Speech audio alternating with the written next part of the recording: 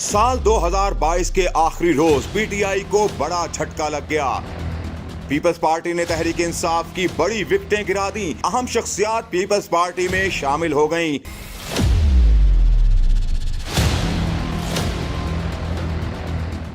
पाकिस्तान तहरीक इंसाफ और बलोचिस्तान अवामी पार्टी के 4 रहनुमाओं ने पीपल्स पार्टी ज्वाइन कर ली। पीटीआई के एमएनए नेमतुल्लाह जहरी, जबकि बीएपी के ज़हूर बलीदी, सलीम खोसा और आरिफ मोहम्मद ने मुल्क में बढ़ते हुए सियासी तनाव के पेश नजर अपनी पार्टियों को खैर बात कह दिया।